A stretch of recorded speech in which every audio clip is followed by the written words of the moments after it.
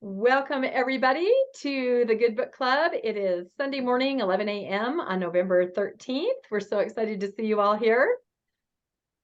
We're going to have Nancy read our mission statement to begin with. All right, the Good Book Club mission statement. The Good Book Club was created to bring together nuanced Mormons, post-Mormons, and others with a shared interest in Mormonism. We are introspective, critical thinkers seeking to learn, connect, and build relationships through the catalyst of literature. We welcome all who are searching for a safe space to share authentic thoughts, feelings, and ideas through open dialogue and shared experiences relative to Mormon culture. As we deconstruct previous beliefs, we encourage all to find happiness in the process of discovering new religious ideologies, spirituality, and life philosophies. Oh, thank you, Nancy. I always love to hear that read. I think that's great. So we're going to talk a little, we have a lot of announcements up front here, so hold on for this. We have some upcoming events that you're going to want to mark your calendars.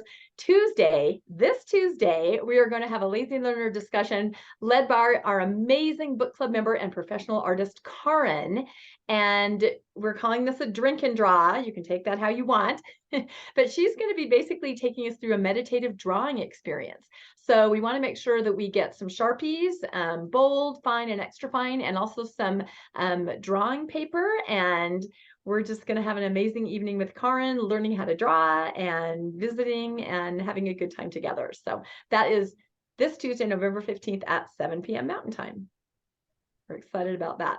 So our trip to California, for those of us that aren't already there, we're going to go see the Book of Mormon the musical on Sunday, December the 4th at 1 p.m. There's still time to come and join us. If anybody is interested, contact any of us and we'll see if we can figure out how to get tickets together. But this is going to be fun at the beginning of December. Little field trip. Then more toward the end of December, to celebrate the winter solstice, we are going to have a private planetarium event at the UVU Planetarium. This is going to be on campus Monday, December 19th at 7 p.m. And we're going to be learning about dark matter and black holes and the solstice and all kinds of things. And this kind of leads us into our book for January, which is a book, an astronomy book by Neil deGrasse. So this is going to be really amazing, and it's completely free, and it's a private event. So there is the possibility to invite others, members of your family. I think we can have up to 40-ish people. So if you know anyone else that would be interested, bring them along. I think this is going to be really fun. Okay, we're going to move forward to January, just so you guys kind of know what's on the calendar.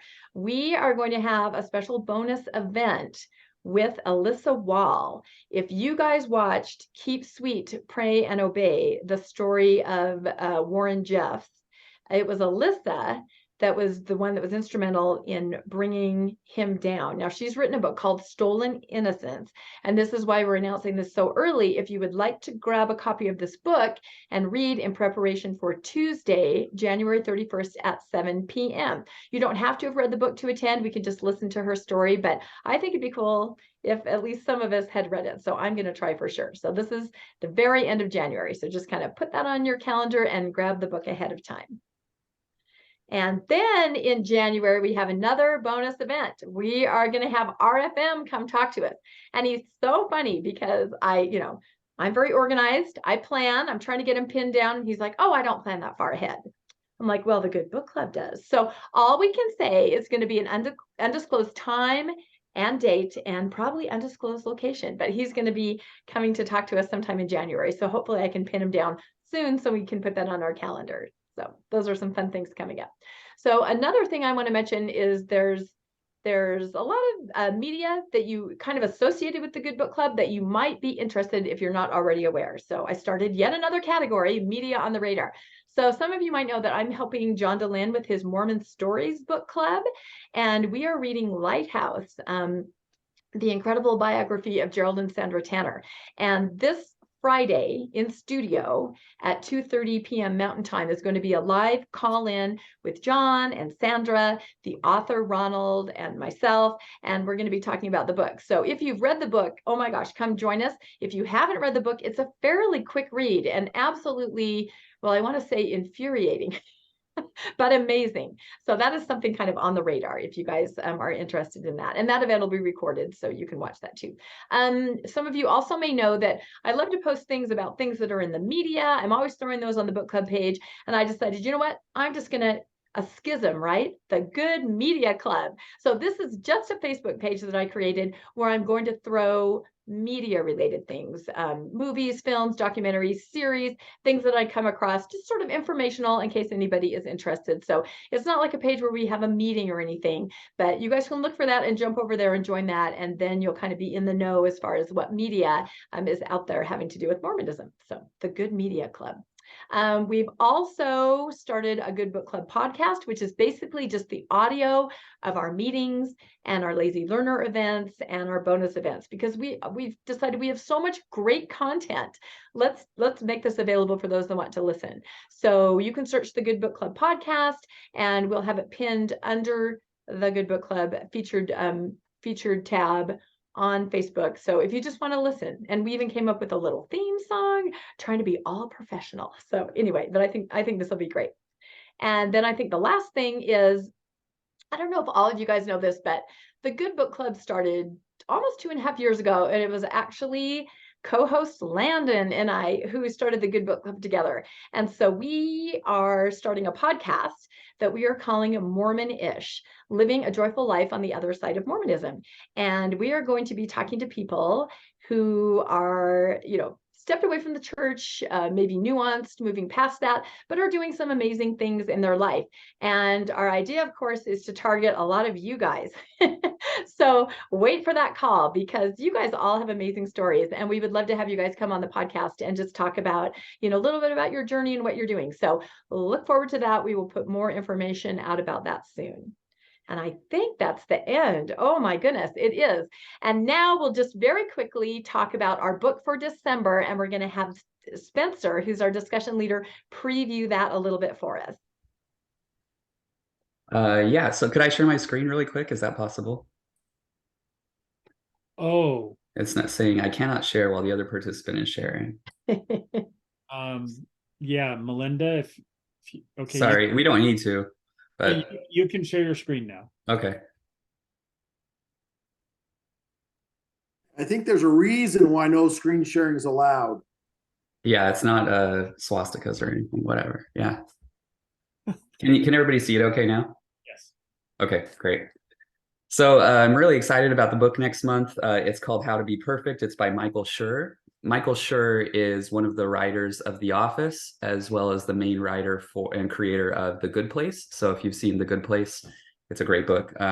He's also one of the best side characters on The Office, which is Mose Schrute. And so if any of you have seen The Office, he's great.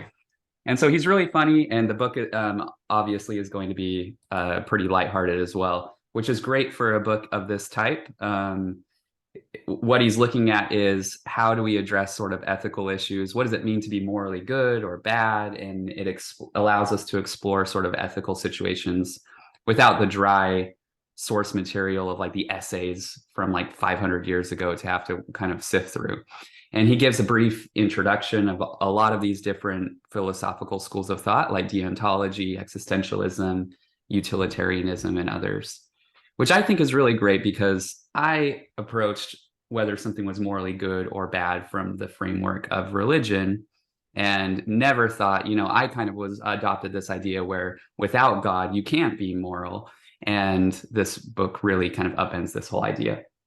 One thing that's really nice about it, depending on where you are in terms of philosophy and your exposure to it, he really eases you into it. And so even if you're very experienced in it, it's entertaining, and so you're not bored.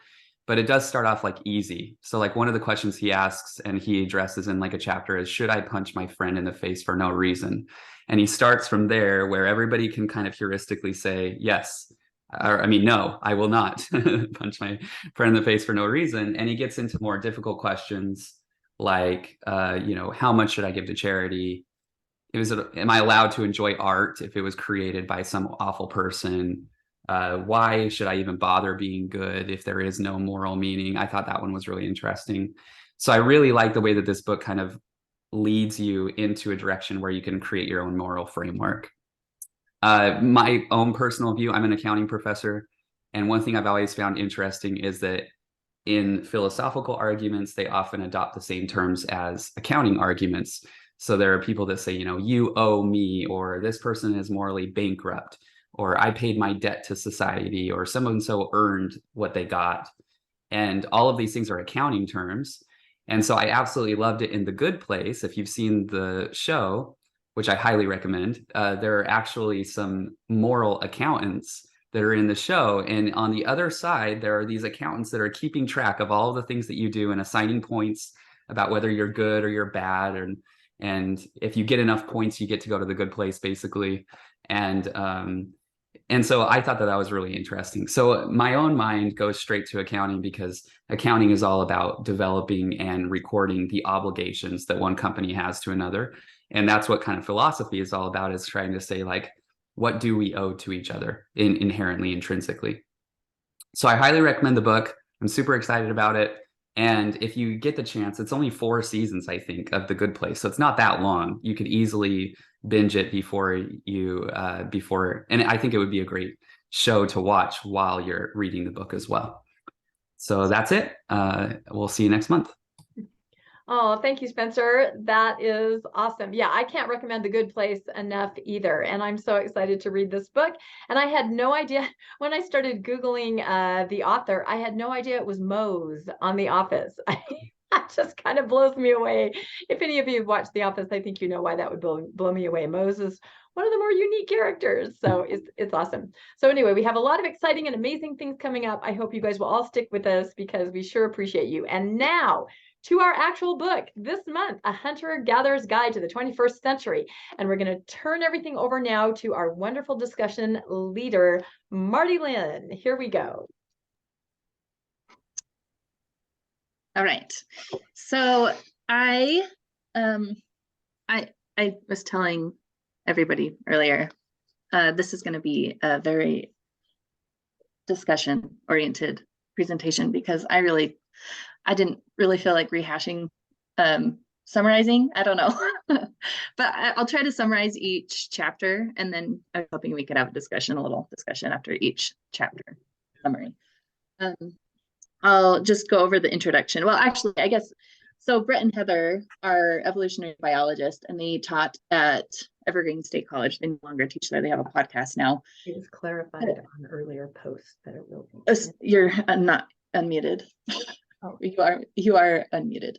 So anyways, and then, they kind of open the book with a story about Bret and Heather, and I can't remember where they were. I didn't write it down, but they are like in the Amazon or something like that, and they're doing some research, and they usually go take a dip in the water. It's pretty regular for them, and they start heading down to the water.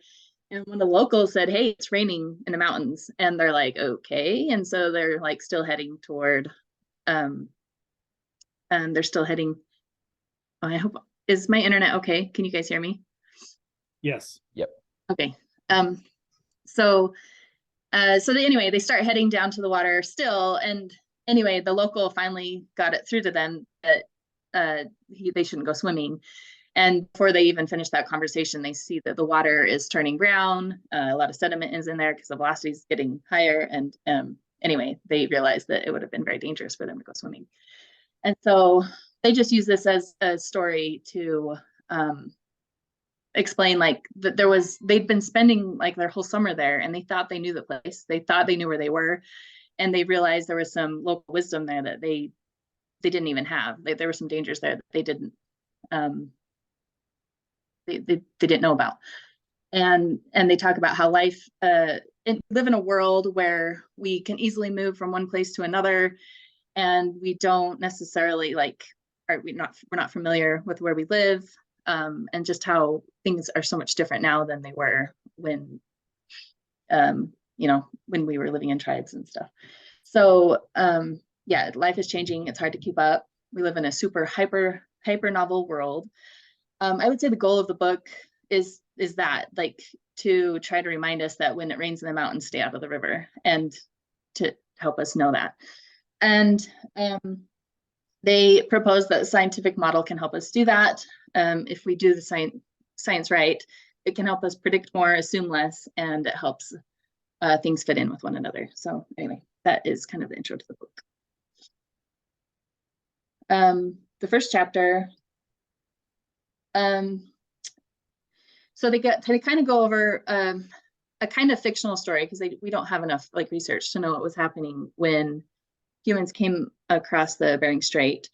But Bret just kind of, or no, he was the one reading that chapter. So when I say Bret, it's both of them. Who knows who read or who wrote which parts. But they just kind of talked about this story of how a group of people might have been living in on the Bering Strait or whatever. And then as things started to, the waters rose or whatever, they had a choice to make. They could either go back where they came from and there were people living, which would be dangerous, or they could venture out where nobody's ever been before, which would also be dangerous. And they had to make a decision, right? I was trying to decide whether to play. I don't think I will play clips from it might be too hard, but he just kind of goes over how humans are kind of, the jack of all trade, and communally we're the masters of all. And that's what gave us a competitive advantage over other species. And we get the benefit of being a specialist without paying the usual costs of having the lack of breadth, because, within our communal, we are specialists in lots of different things. And also our ability to cultivate ideas. So he kind of sets up a thought experiment and says, if we live in a group of people that have the same intelligence, two different groups of people that have the same intelligence, and one group of people talk with each other and help modify each other's ideas and like pressure them and make them better, it's going to be better than the other group where they don't talk to each other, even if they have the same intelligence. And so I'd say that kind of summarizes chapter 1, but I will open it up if anybody has any thoughts so far. If not, I can just keep going and we can save discussion for the end too. But I don't know if anybody got anything out of that chapter, if I missed something from that chapter. Yeah, just to remind everybody, I have everyone muted, so if you're going to make a comment, you need to unmute yourself. Yeah. No comments so far. That's okay. We can go to chapter 2. This is kind of a fun chapter. So they kind of go over how human history, I really liked how they set this up. They basically said they went through evolution and didn't talk about it as being a different species, but talked about it being our ancestors. And so, they go back and they said, 300 million years ago, we were reptiles. And there was a specific part in the book where they really mentioned how like we were fish. That is what we were. Like we've evolved from that, and that was our ancestor. It was very similar to like fish. Let's see. They also talked about a little bit about how different adaptations are sometimes reversed. For example, birds evolved to fly, but then you have different birds that have stopped flying, like penguins and stuff. So how you kind of, depending on where they're living and stuff, I don't know how they word it, if it was like reverse adaptation or what, but and then there are some fish deep in the sea that have stopped having eyes, so they don't have eyes anymore. Bret talked about how there are universal traits that have stuck. So like there are some traits or adaptations that have evolved that once the species got it, like they didn't revert back, like skeletons, neurons, hearts, sexual reproduction, with one exception, I guess. They had, I can't remember, it was some funky name that I'd never heard of.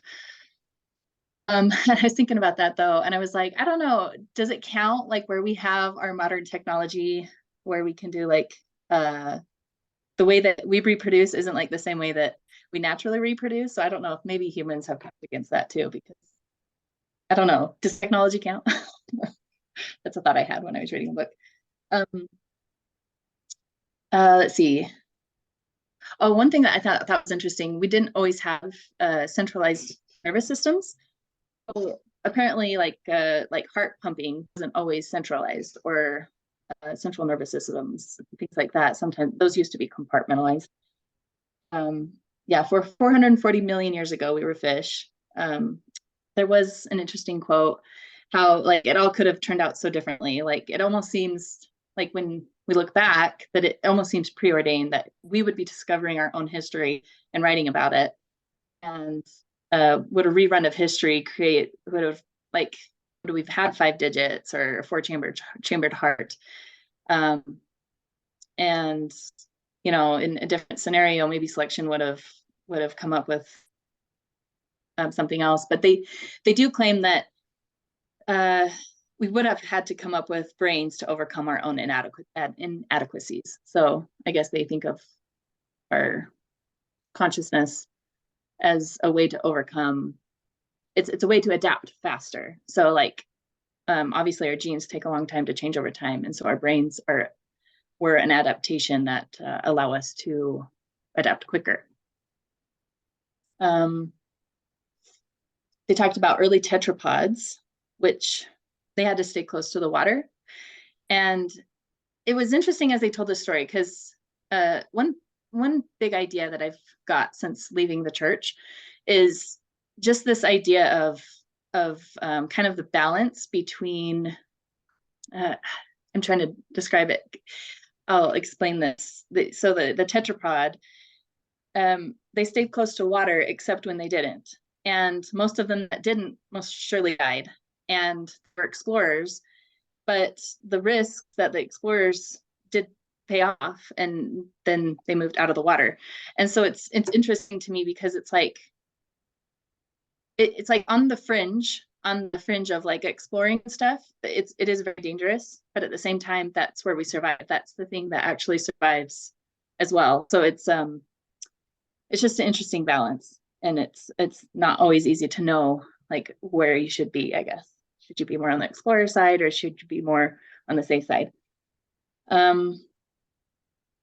So, and if you want to move to the slide where it has kind of the family tree and stuff, I thought that was interesting. So that had the summary of just how we broke off and how long ago it was. So yeah, 300 million years ago, or reptiles, 200 million years ago. We were mammals. 65 million years ago, there was like a major mass extinction. And we talked about that for a little bit. That was interesting. Yeah, 25 million years ago, we were apes. And then we became Homo sapiens. And it's kind of interesting. You can read this book and then you can go read Sapiens to learn like more detailed about sapiens. I'd like to look at that.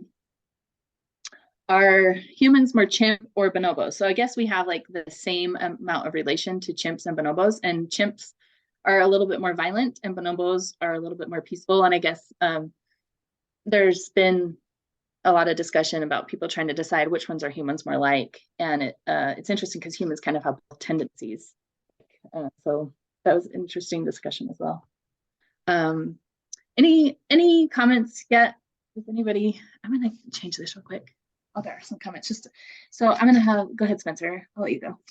Yeah, I mean, you were talking about like safety versus like taking risks. And one thing that I think the book mentions was the Bering Strait, and how people could either go back to, in this case, he presents it as a risk in both senses, but he mentions how you could go back to Russia, essentially, or you can head east and found the new world, but both of them were very risk-laden decisions. But one thing he says is that we tend to take risks when things aren't going well. At that point, we're willing to accept the problems that exist with maybe what's happening if we feel like things aren't going well. But if things are going relatively well, we tend to be very conservative. And I liked to juxtapose that with my own journey out of the church, which was things just were not going well. I felt like things constantly, I kept going back to this idea that moving forward on this path was not going to be viable for me. And across the board, I see people with the same attitude. And so I kind of tend to see that like people where the church works for them, they don't tend to explore or engage in risk-seeking behavior, which would be maybe looking at information that would be lead them down a path that they don't want to go. And whereas people where the church just isn't working for them, they tend to be a little more exploratory. And so I think that there are a lot of parallels between, you know, what our 13,000 year ago ancestors did and what we do in just everyday life. So that was just one thing that I noticed. Yeah, thanks. I noticed the same thing. Go ahead, Joe. Yeah, I was, hopefully this makes some sense. My wife was showing me these videos of fainting goats, like they just freeze and fall over, and it's some sort of deficiency in their nervous system. And now I'm curious about that. But the thing I was thinking when you're talking through this is, you know, evolution doesn't care if it's beneficial. It just selects for randomness and stuff. And we happen to be the ones that survived. And so when we look back on it, we're like, oh, wow, that's kind of pretty neat that we just fit into this. But we don't ever see all the ones that didn't make it and all the mistakes they made and how they died off. And what was it, like 100,000 years ago is about when we kind of got consciousness, and 50,000 years ago is when we got speaking ability. But yeah, once we started doing that, then like you said, then the technology kind of took over. And anyway, I was just thinking, like, sometimes we focus on the hits and not the misses. And, you know, there's probably huge amounts of groups that failed to get by, but we survived, you know. I don't know. Yeah. Just some thoughts.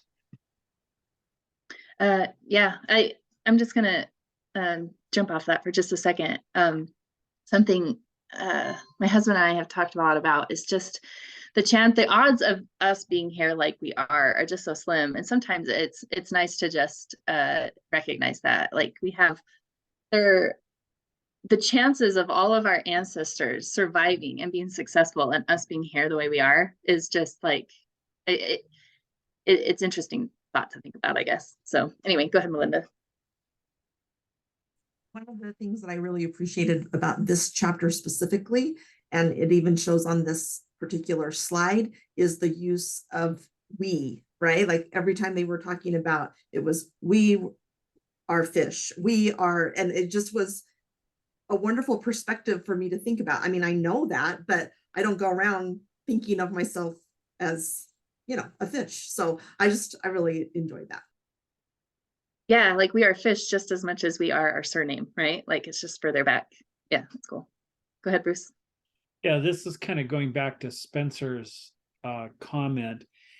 I don't know how many of you saw the John Dehlin interview with Patrick Mason, the kind of academic apologist. And he has, you know, tenure at his schools and stuff, so the church can't come after him, but he's a church apologist. And he said in that interview that the church works for him because he's a straight white male. And I'm going like, okay, a lot of times, you know, we venture out away from the church when it doesn't work for us. Whether, I mean, the whole class of women, it shouldn't be working very well for women, for gay and lesbian people, you know, for anybody that doesn't fit the Mormon mold, even people from like Europe, where you're not American in the mountain Midwest or the Mountain West and stuff. So yeah, the church works for who designed it to work for them, and that's the white male, and that's the power structure. So I thought that was kind of interesting. Thanks, Bruce. I just want to add to that, like, there are certainly things that like there's definitely truth to that. I'm not gonna like discredit any of that, but I know that it's not necessarily good for men either, I would say. Like I never wanted to be a bishop. Like I never wanted to have I don't know, I feel like as far as it being a system of, it's maybe good for the few very on top, I guess. It's just not good for a lot of people, I'd say. So I would hate to I don't know. There's a lot of white straight men that it's not good for either, I guess is what I'm trying to say. But yeah, still true. Okay, go ahead, Ron. Oh, you're muted, sorry. Ron, you're muted, yeah. Thanks. A couple of thoughts on some of the other comments made so far. With if God did not create us, life seems so much more miraculous that we're here. Just all how we all clawed our way up through the horrible nature and things, everything's trying to kill us and everything.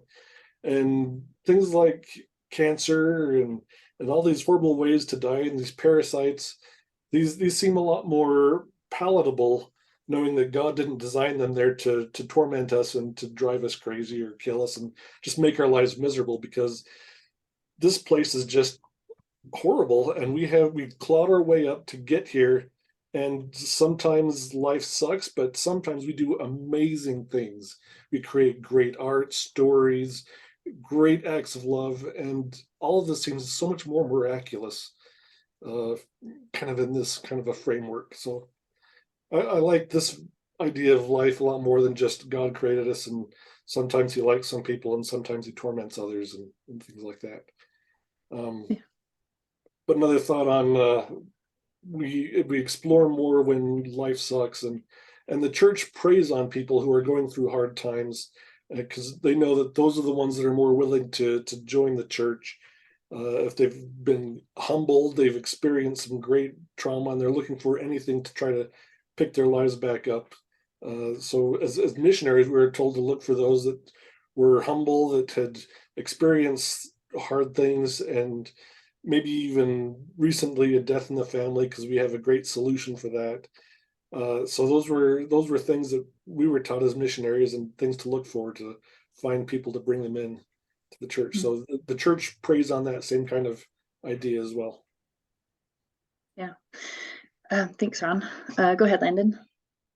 I was going to say something kind of along that lines of just how beautiful it is. How when you look at this chart, you see that all creatures are tied together. That we're all come, over time we've all kind of come from one starting point, even back probably related to plants, even, when you look at it. So it's just amazing. I think it kind of goes back to that braiding sweetgrass that we read, was it last month or 2 months ago, that the whole earth is tied together. We're all one, we're all tied together, and that we all came from the same place, and we all evolved from each other. And so as an earth, as a world, we're all tied together as one. I think that's important to keep in mind as we see what a miracle it is, that the earth that we live on. Thanks, Landon. Go ahead, Brian.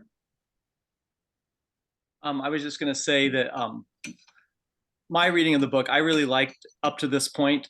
Having a scientific background, I thought the authors did a really good job of outlining some of our evolutionary history in a way that was easy to understand, that made the science pertainable and easy to grasp. From here on out, though, after this, the next chapters towards the end of the book, wow, I had a lot of problems with it, and I'm sure I can talk about that as we go. I don't want to be Debbie Downer if a lot of people loved the book,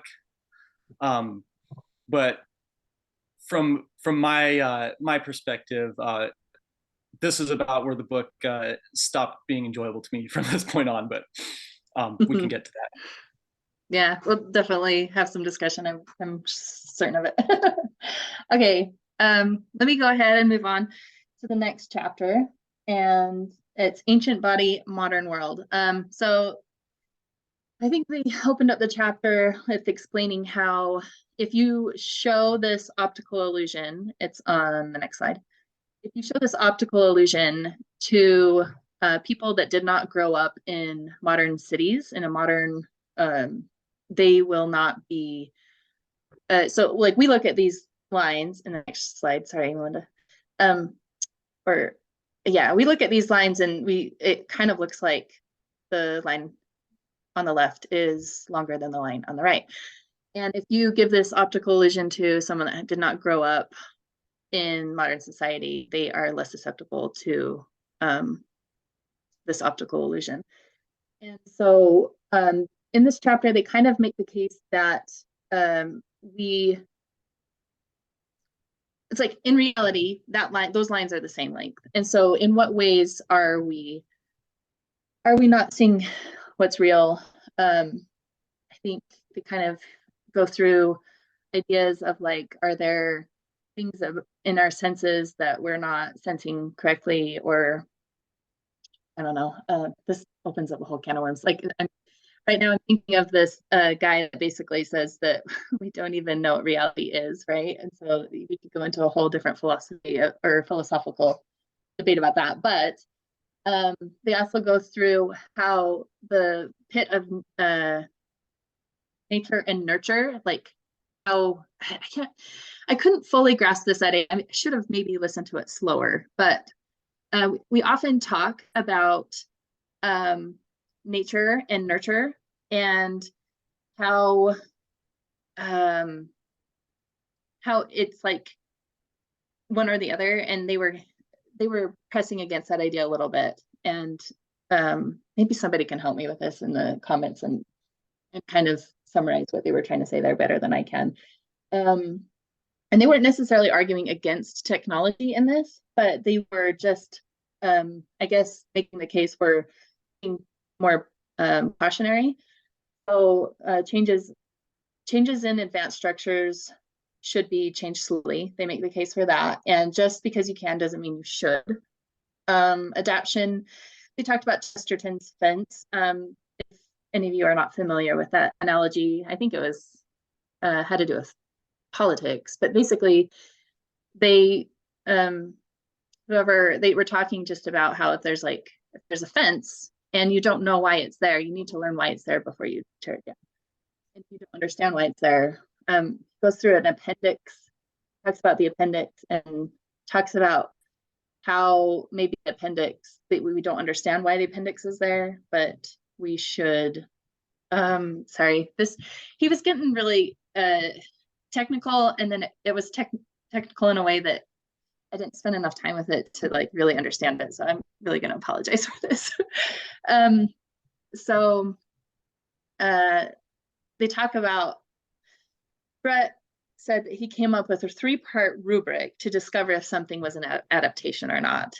And he said it was a conservative test and it won't produce false positives. So I'm trying to remember, trying to summarize, maybe, I think I did actually bookmark this and I could play it possibly. I have 2 bookmarks, so I don't want to waste your guys' time if I sort through those. But anyways, I think maybe are there people that have comments on this already? It can help me with this chapter if you want. Go ahead, Joe. Yeah, I'm not sure if this will help you, but I found it interesting when you were talking about that. So the Midwest is growing corn, and one of their biggest fears is that they're breeding out all the diversity. Like they don't understand what's going to happen. We only have like 3 or 4 strains of corn, and if something decides to kill that, we have a huge problem, right? And so it was weird coming across this idea that, oh yeah, there's all these things that we think like, well, we could just get rid of this and do that and survive, but we can't. We don't have a clue. Like when somebody wants to come in and fix the water systems, there are people that have been dealing with water systems for 100 years, and we don't really listen to them. It's like anyway, that's kind of what I was thinking when you were talking about this. Is like, yeah, before we try to change something, we kind of ought to get some understanding of what we're doing first, and then, but we tend to go off and just do things, so like I said, I don't know if it helped what you were trying to explain, but it was some thoughts. Yeah, we have unintended consequences, right? We come up with this great new idea and then we might not know what the downside of it is until later, right? Something like that. Go ahead, Brian. Yeah, so what I took from it, I mean, they're essentially arguing that any of these complex systems that have developed over time are adaptive, and not just adaptive, but they argue that are adaptive at the genome level. And that kind of is overreaching from my perspective. I mean, it's one thing to make an argument, for example, that our human evolved tendency to binge eat is no longer adaptive necessarily in today's like sugar-laden society, is an example. Like we adapted to binge eat because food was sometimes scarce and we didn't always have access to it. But that's not necessarily, that was adapted at the genome level, but that's an example of something that maybe we shouldn't just treat today. But I think their argument is basically they're taking the premise that all longstanding cultural adaptations are evolved to serve the genome, and I just kept feeling like they were using that as their premise to argue for the beliefs and practices that they personally approve of, rather than continuing to use science or data or evidence to make those arguments. And it just felt like an overreach, even though I think there are good points to take from it. We did evolve over millions of years, and our bodies are not always well adapted to today's modern society, but you can only take that argument so far. And I feel like personally they took it way too far to be useful.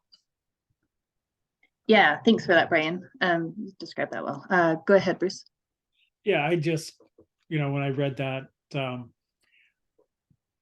I have, in the last few years, a very negative view of religion. I've ended up not religious at all.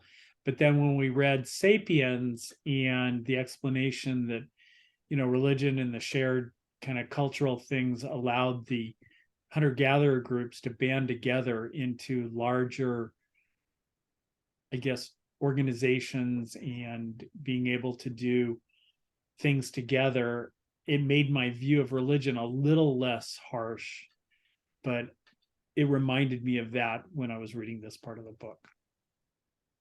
Yeah, I just want to make a quick comment on, so Richard Dawkins basically describes religion more as a virus, right? And it kind of latched onto humanity. And I think Bret Weinstein makes the case that if religion didn't give us some kind of adaptive advantage, okay, maybe that's the right way to put it, then it wouldn't have survived. So, and they actually do a discussion, if you are interested, you can find it on YouTube. Richard Dawkins and Bret Weinstein kind of hash this out in real time if you are interested in that subject. So anyway, go ahead, Sean. Yeah, I think this is a great discussion. I can't really speak to the overreach part of it, but just back to the original analogy when they were talking about the appendix.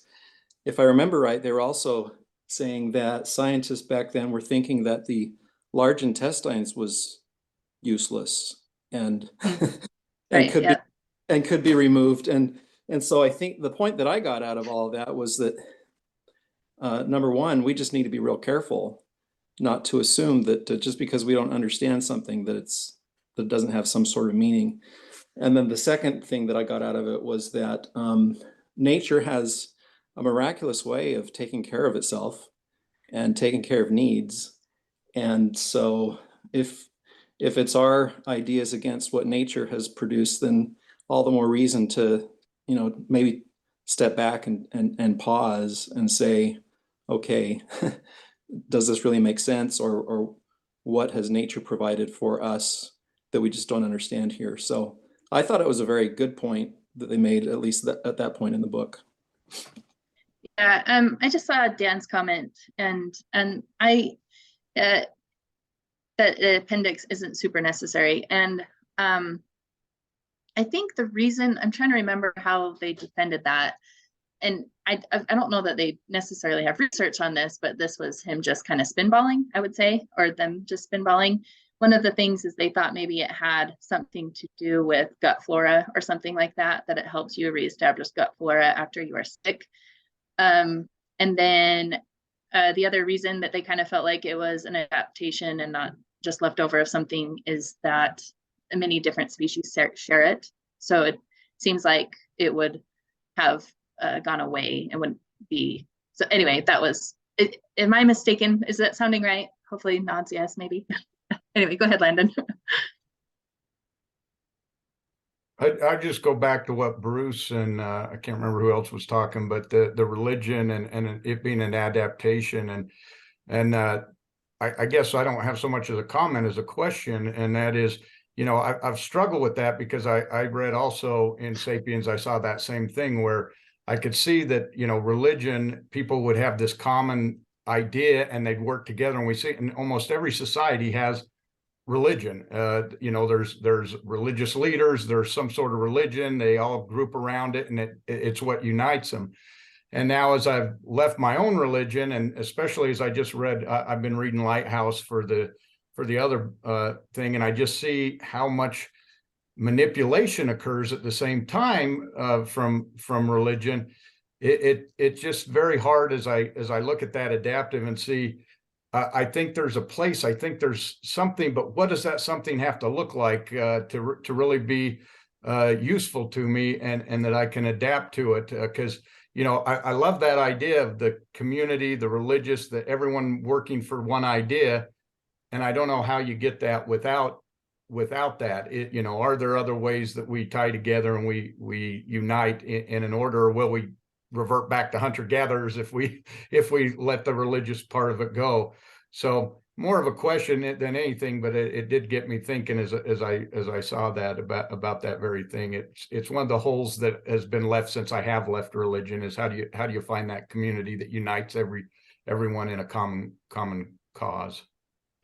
Yeah, I've definitely felt that as well. I know that there's definitely secular people that are trying to solve that problem. I interviewed John Vervaeke for my podcast, and that's been one of my favorite podcasts or interviews. And it's interesting because he describes the community is, you have a community of people that all want the best for you, and they are all trying to help you improve and become better. And that's the benefit of having like a shared community like that. And that's, I think, the part of religion that I miss, is having that group of people that want the best for you, and you're all striving to for self-improvement and stuff. Let's go ahead. Looks like, I'm glad you guys are starting to talk. I got scared after the first slide. But maybe I'll do a couple of slides and then we'll go back to discussion. Food. So someone already talked about food a little bit, because a lot of these chapters kind of overlap a little bit. So that same idea with ancient bodies, modern mind, or ancient bodies, modern minds, kind of bleeds over, I think, into a lot of the rest of the chapters, and just the thread of that book, the idea of the book of just being careful, I guess. So I don't know what my notes mean here. They talk about eating whole foods. I found this chapter, it seems like I've heard a lot of studies that support a lot of the things they were saying. Eat whole foods. The hungry part. We're used to being hungry. Like our genes are not used to having enough food, right? And so like we're used to starving all the time. And so we're obviously having a problem with having too much food now. And they kind of talk about how we need to use our consciousness to kind of override some of those. That's what our consciousness is for, is to help us adapt when things change. So the thing that has changed is that we had scarce food and now we have plenty of food. And so we have to kind of adapt with our brains to, because our modern brains want to eat as much as possible and our ancient bodies want to store it for later. So I thought maybe I just go over the advice that they gave. At the end of each chapter, I want to say they had like a list of advice to give. And so I didn't summarize it in every slide or anything, but the advice was respect cravings, eat a variety of foods, seasonal produce. They made an interesting case to eat ethnic-based foods. Like if you're Italian, eat Italian food. If you're Japanese, eat Japanese food. And home cooking, they said, will be healthier as well. So less processed. I don't know if anybody has any comments on that. I didn't necessarily get a whole lot out of that. It seemed like a lot of stuff I'd already heard before from different articles and stuff, but maybe they had something in there that was not. Anyway, anybody? Oh, well, actually, if nobody has any comments, I think 2 slides is what I said I was going to do. Sorry about that. Chapter, which one are we on? Sleep? Medicine? I skipped medicine. I apologize. We can go back to medicine. So let's see.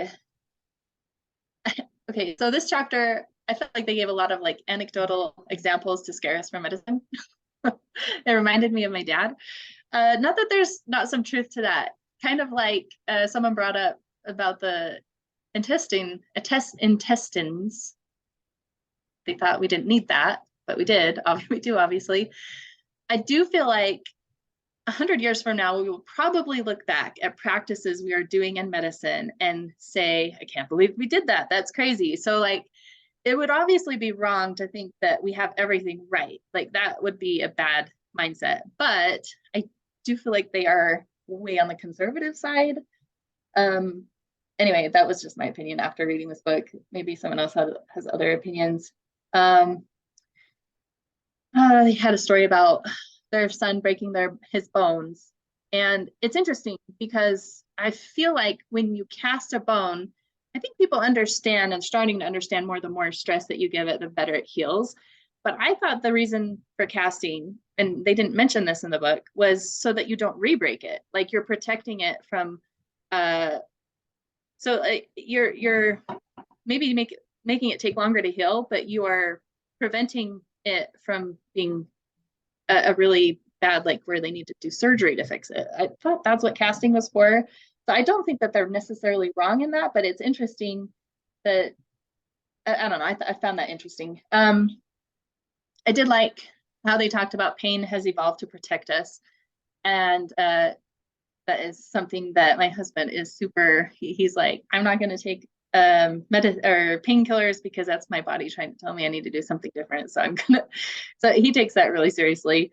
And I think there's probably some truth to that, but obviously there's chronic pain and stuff. So it's a good thing to have something that makes you be able to live a life that is not full of pain too. So it's like, I don't know. Let's see. Sorry, I had a thought about having babies too. It's like, I think epidurals are good. But at the same time, I had 2 of my kids with an epidural and 2 of them with no epidural. And it was an amazing experience to feel the whole thing, I guess. So I don't know, like, I think it was just a different experience. So that's an interesting discussion there. Let's see. Oh, and I have this thought about just how practices of medicine have changed. Like, I mean, back in the day, they used to do bloodletting and they thought that that was healing things. And that's now been like, no, don't do that. When they first came out with x-rays, like, I'm sure they thought, wow, this is really amazing, but they didn't use protection. And so there are things that in hindsight, we learn. And so it's not that their advice wasn't like, I guess let's put it this way. I'm glad there's people like that out there thinking about things like this, because I think that's probably the best balance. But I think if everybody thought like them, then we would just have no advance in medicine. So anyway, that's kind of been my thought on this. Has anybody got their hand up? Does anybody want to go there? Go ahead, Melinda. So this was definitely one of the harder chapters for me. That and parenting, but we're getting to that later. So I mean, I can appreciate their story about their son's broken bone, but I would definitely take the approach of go ahead, take him to the doctor, because we all know that there are breaks significant enough that you need surgery and pins. And there's no way I, as a parent, would want to make that judgment call on especially myself, my child, whatnot. I mean, I just took offense, I guess, in like, hey, you can just put a, Band-Aid on that and it's going to be fine. I mean, obviously that's not what they said, but I just feel like there are certain things about technology and advancements in medicine that are very good. And they could have taken their son to the doctor and then got the information and then assessed as parents what they would like to do, maybe involving their child on the level of pain or whatnot. I had a hard time with the approach that they took, as I felt like they were saying, this is how we did it. It's best. You really ought to try it this way or do things our way. That's where my offense kind of took. And I thought about childbearing as well. My experience personally with my evolution of pain has been kind of the opposite. Like when I was younger, I had a cavity that I was like, oh, you know what? numbing medication, it really doesn't work on me for hours. Just go ahead and pull that cavity without medicate, like, right? And I did it. There's no way today that I'd be able to do that. And I did 4 children all without epidurals. And I am positive, not that I could be pregnant, but if I was pregnant and had to give childbirth today, I would do epidural over and over and over again. I just think, and I don't know what it is, if it's more emotional or something in my brain, but I feel pain definitely different today than I did 30 years ago, 40 years ago. I don't know, maybe that's just me personally, but yeah, I kind of scratched my head over this chapter. Well, and there's plenty of pain like before and after. Like, I'm not sure that you have to feel that like peak pain that like really, anyways, that's another story. Maybe. So go ahead, Brian. We can talk later about childbirth. I know, right? Childbirth stories, right? Okay, yeah, go ahead, Brian. Yeah, so I'll try to keep my comments fairly brief, but I did have some opinions on this chapter, especially for those who don't know, I am a physician, an anesthesiologist, so I've administered many epidurals. In favor of epidurals for those who want them, also very much in favor of no epidurals for those who don't. It can go both ways. But on this chapter, I'm trying to be diplomatic, but so many of their assertions are made without evidence. And I can't remember who said it, but that which can be asserted without evidence can be dismissed without evidence. And Martilyn, you have a good point about we can't just assume that everything we're doing today in medicine is not going to be outdated in the future. But the biggest difference is in the last 100 years, especially in the last 50 years, we've really taken a scientific approach, an evidence-based approach to our medical practices, such that the things that we're doing in medicine today, we do have a reason for why we're doing them, and it is evidence-based. And there could be additional evidence in the future that could make us tweak it or even completely change it, but it's going to be based on something. And so much of what they are asserting is anecdotal. And there could be an anecdote for anything. But the whole point of the research we do in medicine is we get sample sizes, population sizes big enough that we can make general decisions and recommendations for the population as a whole. Just because I know someone that was diagnosed with cancer and they were told they should undergo chemotherapy treatment, but they decided not to. And 2 weeks later, they got another scan and the cancer was gone. Lo and behold, I mean, there are anecdotes like that. Yep. But if you make your medical decisions based on anecdotes, then you're going to be denying people that could benefit from treatment and could benefit from care. And that's what this this chapter just felt like to me, is like they're taking these anecdotes and they're almost suggesting that we should live by some of these suggestions, some of these anecdotes, rather than what we have as an evidence-based practice, which by and large saves millions of lives, versus if we all lived by these anecdotes, there'd be a lot of people that would not be doing very well with various health issues. So sure, I'll stop there. But that's my take. No, I appreciate that. Thanks, Brian. Is there any other comments on this chapter, or the food or medicine? And the other thought I had is, it's interesting to me. I actually am not a believer that you can't have an opinion on something if that's not if you don't have some kind of PhD, right? So they are evolutionary biologists and they're talking about medicine. I'm not of the belief that there is something from their evolutionary biology background that can help in that field. However, I do feel like maybe if I do feel, I don't want to say they're out of their lane, but something similar to that, I guess, maybe. Go ahead, Brian. Do you have another thought there? Yeah, just one more thing, and I don't want to get into the territory of ad hominem, but I was just curious that in the book they touched very lightly on COVID. They didn't say much about it. They did say a little bit, but I was curious if they've said any more publicly, and it turns out they have very publicly. Oh, yeah. When people are are spreading things that are like misinformation, that are factually untrue, that the evidence does not support, it does make you question some of their other assertions in the book. And they were kind of jumping on the anti-vaccination, or at least questioning the safety of mRNA vaccines, which is not backed up by the data. And they were publicly pushing for the medicine ivermectin, and which is kind of a scary, for those who don't know, that's the drug that is used in horses usually for parasite infections. And humans. And high dose in humans can have some serious side effects, including affecting eyesight, sometimes permanently. And there's really no good evidence that ivermectin worked. I mean, what we have is anecdotes that some people use ivermectin and they got better with COVID, but you also have people that didn't take ivermectin and got better from COVID. And so it's hard to take an anecdote like that and attribute it to a medicine unless you have a broad population-based study that studies this. And when we have broad population-based studies that studied ivermectin, there was no effect. And so, or at least very questionable benefits. And the fact that they were pushing this and jumping kind of on this, what I call a misinformation highway, and pushing for some of these ideas, it did really make me question when they do step out of their lane. I agree with you. People can have opinions about anything.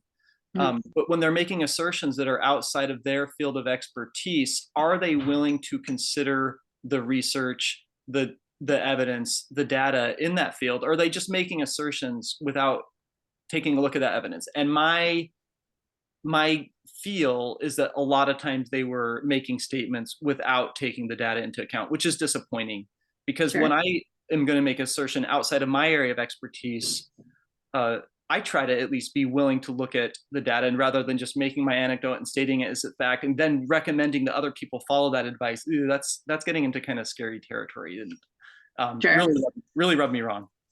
That's all. So just a little bit of background. So when they put this book out, it was like right at the beginning of COVID. And so a lot of their podcasting and stuff like that wouldn't be in the book, because and they had like an afterword where they kind of mentioned it because it was after they'd finished the book, and then they added a little bit at the end. Daniel, is this about COVID as well? I'm just curious. No. I was just okay, go ahead. I want to put a pin in it. I think that a lot of people are going to want to talk about this, and I just wanted to save it for the end. So no, I was just go ahead, Daniel. Brian up, just he was joking, saying he didn't want to make an ad hominem attack, but sometimes ad hominem is not a logical fallacy. It's actually appropriate, and in this case, I think it is appropriate because it's showing a problem with their logic. That with the COVID stuff, that they jump to conclusions without data. Maybe they're right. Maybe if they show the data. And this book was just full of so much of that, just these conclusions without data, without backing things up, just assertions. This is the way it is, and this is the way everybody should do it. Yeah, and so, that's yeah, sorry. Yeah, go ahead. I'm cutting off. It's problematic because they're making these bold assertions without any data backing it up, and they're just expecting people to believe it. And it seems like a pattern and practice they had. Even in their teaching career, when they talk sometimes about their teaching career, how the students were fawning over our brilliance. We're so awesome. They came to us and said, we're just drinking at the fount of your wisdom. And it just seems to be a problem they have over and over, making these assertions without backing it up with data. Yeah. So I had a couple of thoughts there. So they have a fan base, and they're gonna have a bunch of people that are going to just eat up everything they say, right? And that bothers me. But at the same time, I wonder, I wish people could hear ideas from someone and not just take it or not take it based on the person, right?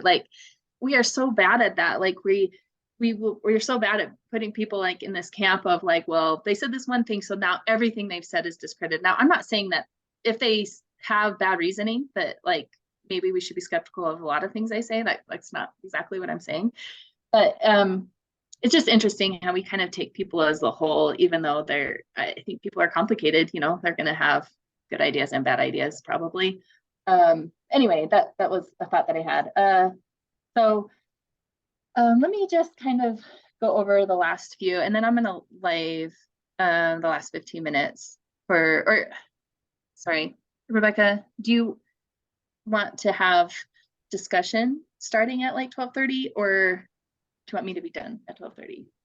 You can do whatever you want. These book club episodes go as long as we want them to. So as long as we Okay. keep talking, we can keep talking. Or if Okay. we're done, we can end. So it's Okay. all up to us. Well, let me just kind of summarize over this, and if someone has a comment on the topic, then we can anyways. I felt like they had some other good points in the book, or at least things worth talking about, and then we can kind of go to like an after, and we can kind of summarize everything. So chapter 7, I think, is the one I'm on, right? No, sleep, chapter 6. They had a discussion about mushrooms, and they were talking about how mushrooms have evolved to make us feel like we're crazy, so we won't eat them. And it's interesting how we've like co-evolved with those things, because apparently that it didn't work very well, because people like them now. They talked about how psychedelics and stuff can mirror dream states, and they talked about sleep, what is it good for, and how like there are problem solving that happens during sleep. They talk about how our modern society, we have a lot of sleep disruptions. They talked about light, artificial light, how that definitely disrupts our sleep. Night shifts, just different ways that we live that have disrupted the way that we have evolved, and how, anyway, they had some discussion about how, to overcome some of those pitfalls of modern society to help our ancient bodies be thriving, I guess. Chapter 7, they talked about sex and gender. They talked about the differences in the sexes. They talked about how they can be equal but not the same. Division of labor in households, and how I remember there was something in there about like it's not a bad thing if we gravitate toward different things, but it doesn't mean that if the average of whatever your category you are in shouldn't like prohibit you from doing something different, right? They talked about porn. They don't like porn. That was an interesting take. It's interesting because I feel like you're in Mormonism, porn bad, porn bad, porn bad. And then you get into the ex-Mormon world and they're like, there's nothing wrong with porn. And then I think the reality is like, they talked about boredom a lot, I think, if I remember right, and just how it's a sign of like addictions have to do with boredom, not that all addiction has to do with boredom. Maybe I'm taking that from somewhere else. I think that was in this book. Sorry if I'm mistaken there. I'm trying to summarize a little bit quicker. I see. To give advice, and it was interesting when they gave this list. It made me think of church and just how like this, if you do this, it's a sin. And it's hard for me not to get out of that mindset. But yeah, they said avoid sex without commitment, no porn for kids, recognizing differences between sexes is okay, strive for equal opportunities. Yeah. Does anybody have some discussion on that? Can we have hands up? Go ahead, Martilyn. Well, this is just kind of reiterating something that Brian talked about, but by the time I got to chapter 7 on sex and gender, I was just stunned by how many things these supposed experts were saying that I knew weren't true. And I was just like, oh my God,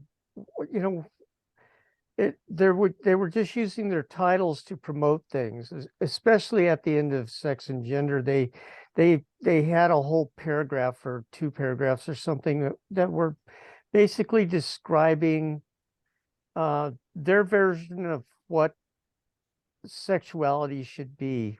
It was a moralistic argument, and it had nothing to do with sex and gender. Plus, they made at least 2 major mistakes for evolutionary biologists to say that, that men never go through menopause and men don't lactate. A quick YouTube search will tell you that that's really not true. And, there's just so many things that that they went into all through this book. But I mean, that's the problem, is that you have people that promote themselves as experts, and then they say all these things that aren't true. It's the worst part of being deemed an expert, I think, is to be able to do that. Sure. Yeah, thank you for sharing. Go ahead, Spencer. Yeah, I'll try not to be too negative. You can be as negative as you want. I'm not here to defend them. I agree with I'm leading the everybody so discussion. I will say that chapter 6, like if I could just pick out one thing that I thought was really great about the book, was the premise, which is that we are ancient bodies in a modern world.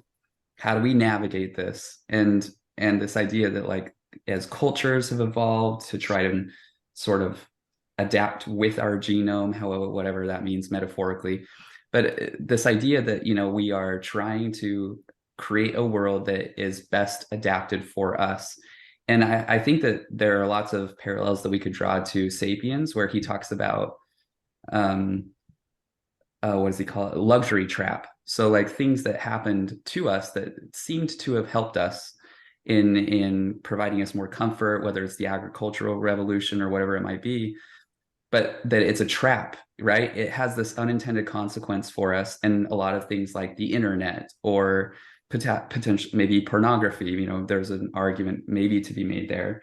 But the one that I really thought was interesting was just this idea of, and this is where I wish he had gone, like the whole book. I think that this was a fine point to make, which was allowing our celestial bodies to let our sleep-wake pattern guide us, because we have ancient bodies that are adapted to the sun coming up and going down.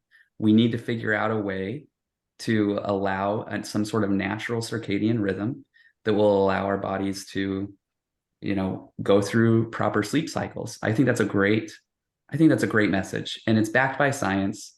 And there's nothing, you know, whether it's deciding not to have your blackout curtains in your room anymore, or have sort of one of those cool alarm clocks or something like that. I thought that that's where the book was going to go. And so I will point out that I did like this. I didn't like the, and sleep daylight savings should go out the window, right? That's another good one. Yeah. If he wants to make a political argument, he should have made that one, right? So, but then he goes into other things, like he's like, oh, and by the way, since we love light and light's so important, instead of getting rid of daylight savings, let's move closer to the equator, as if that's like feasible for any of us during the winter months, right? To like take our kids out of school and go closer to the equator during the winter months. It's just not really practical life advice that has any scientific basis for us. So anyway, I just thought that I would juxtapose those two, because it's, if I could go back and like as an editor and say, you know, focus more on this kind of stuff, that's what I would have hoped that they had focused more on. Sure. Thanks, Spencer. Go ahead, Bruce. Yeah, I just was thinking with what Spencer was saying, and just on my journey trying to figure out how the world works.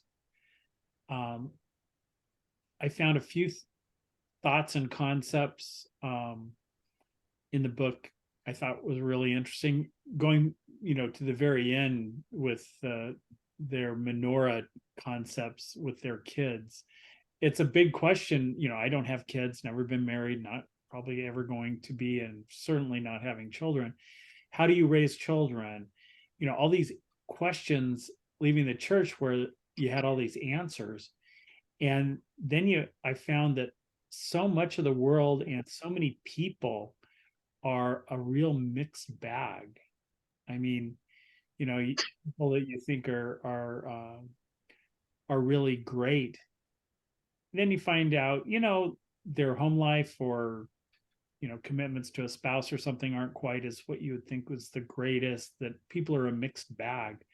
And so I find it interesting, because there were several things in the book that I thought, you know, really nice concepts, but yeah, I agree. A lot of the stuff seemed like just them giving their opinions, but that's kind of the journey I'm on, is trying to figure out how the world works and what's my place in it. Because I'm in the last quarter of my life, and I'd like to successfully end it out. I don't believe in an afterlife. If there is one, I'll be pleasantly surprised. But yeah, that's kind of my view of things. Thanks, Bruce. I just thinking about some of the things that you say you do, and you're doing awesome, I think. All right, going to chapter 9, childhood. They talk a little bit about how we are not blank slates. I think there's a book that Steven Pinker wrote that was about that. But they also juxtapose that with that we are as close as it comes than any other species to a blank slate. We are very malleable, like especially with our software. Like, so they talk about, I think this is the chapter maybe that they talk about hardware versus software, or maybe it was somewhere else. Anyway, yeah. So our hardware, we have hardware to learn language, but that doesn't mean that which language we're going to learn. Like, we have some flexibility, but we also have some inbuilt things that help us do things.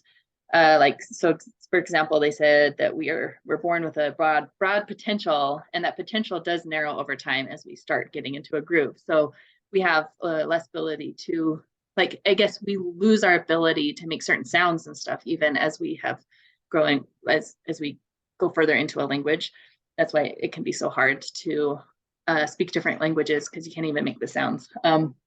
They talked about culture, how it can evolve faster than genes, and that is kind of our adaptation.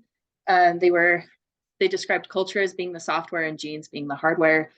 Longer childhood, that also means that we are more adaptive. Like, we have we raise our children for like a long time, and that helps us to be more adaptive to changing world that we live in, or environment that we live in. They do talk about overprotectiveness in our modern society. They talk about how humans are anti-fragile, and they said that we grow stronger with manageable risks and with the pushing of boundaries, and exposure to discomfort and uncertainty is necessary to become our best self. They say the younger the child, the more secure and safe the child needs to know they are, which creates the courage and resilience to explore sooner. So it's not that you just like throw your kids out to the wild. Hey, you're anti-fragile, I'm not going to nurture you. It's more of an idea of like, as they feel safe, they are actually willing to be exploratory, and then you should let them explore. Milestones, I liked this part. I don't know. You grow up and you're raising your kids, and you have all these milestones that you're thinking that they need to be hitting, and if they hit it sooner, then they're doing better. And they really slashed that idea, and I wish I could have heard that as a young mother. Any other thoughts on childhood? Maybe I'll go into the schooling as well, and we'll talk about those together. In